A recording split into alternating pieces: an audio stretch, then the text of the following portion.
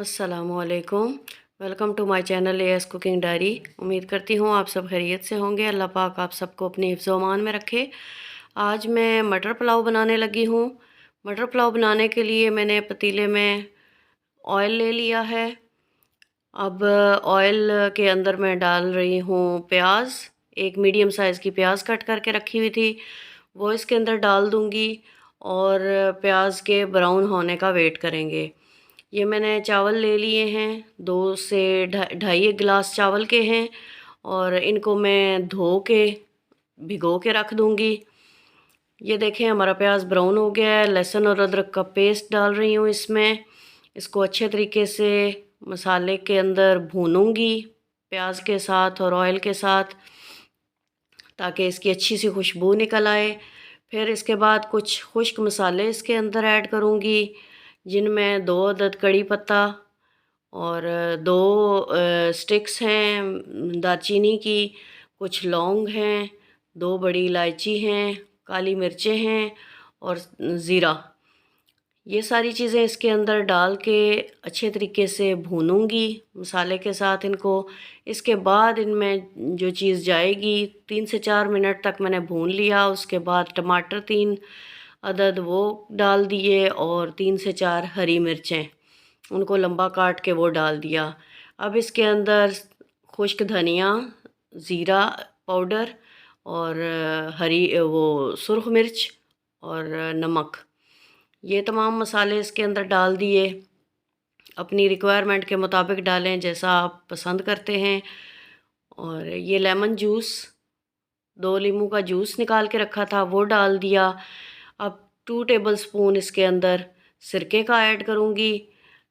सिरका या नींबू डालने से हमारे चावल जो है वो जुड़ते नहीं हैं, खिले खिले पकते हैं और देखने में भी बहुत अच्छे लगते हैं। इन तमाम चीज़ों को अच्छे तरीके से भून लूँगी।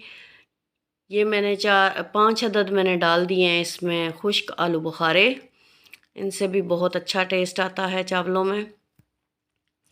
इसके बाद मैंने हाफ़ केजी मटर के दाने निकाल के रखे हुए हैं, वो इसके अंदर फ्रेश मटर के दाने डाल रही हूँ। इसको अच्छे तरीके से भूनूंगी मसाले में। जब मटर अच्छे तरीके से भुन जाएंगे तो फिर हम नेक्स्ट प्रोसेस की तरफ जाएंगे।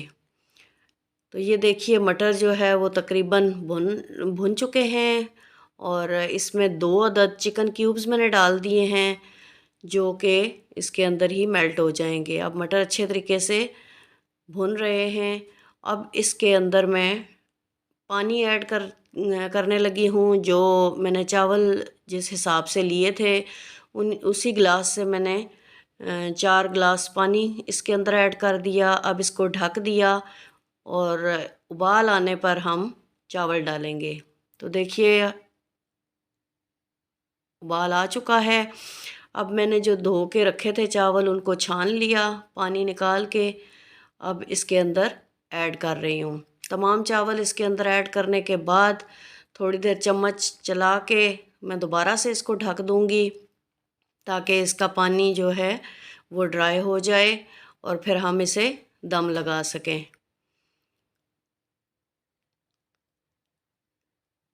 आप तमाम व्यूअर्स से रिक्वेस्ट है कि अगर मेरे चैनल पर नए हैं तो मेरे चैनल सब्सक्राइब कीजिए, मेरी वीडियो को लाइक और शेयर करना मत भूलिएगा। तकरीबन 5 से 7 मिनट हो गए हैं, तो अब मैं दोबारा से इनको चेक करने लगी हूँ। तो ये देखें अभी थोड़ा सा पानी ज़्यादा लग रहा है, थोड़ा सा पानी और ड्राई होगा तो फिर मैं इसको दम पे लगाऊंगी। दोबारा से इसको ढक देंगे। इससे पहले मैं थोड़ा सा हरा धनिया जो कट करके रखा हुआ था धो के, वो इसके अंदर ऐड कर रही हूँ, ताकि अच्छे तरीके से तमाम चावलों में धनिया मिक्स हो जाए। इसको दोबारा से ढक दिया। अब मैंने साइड वाले चूल्हे पे तवा रख लिया है नॉन स्टिक का। तो अब देखें हमारे चावल दम लगाने के बिल्कुल करीब हैं। अब तवा हमारा गर्म हो चुका है, तो मैंने इसको ढक दिया और इसका होल भी ढक्कन का बंद कर दिया। अब तवे के ऊपर हल्की आंच पे मैं चावलों को दम देने लगी हूँ। फिर मैं आपको जब चावल तैयार हो जाएंगे तो इनकी फ़ाइनल लुक दिखाऊंगी। तो अल्हम्दुलिल्लाह हमारे चावल तैयार हो चुके हैं। मज़ेदार मटर पुलाव बन के तैयार हुआ है। अगर आप सबको मेरी वीडियो अच्छी लगी, मेरी कोशिश अच्छी लगी तो प्लीज़ लाइक, शेयर और सब्सक्राइब करना मत भूलिएगा और मुझे अपने कीमती कमेंट्स से ज़रूर आगाह कीजिएगा। इससे हमें बहुत सी मोटिवेशन मिलती है। तो इंशाल्लाह मिलेंगे नेक्स्ट वीडियो में किसी नई रेसिपी के साथ। तब तक अपना और अपने प्यारों का बहुत सा ख्याल रखिएगा, मुझे दुआओं में याद रखिएगा। इसके साथ ही इजाज़त दीजिए। अल्लाह हाफ़िज़।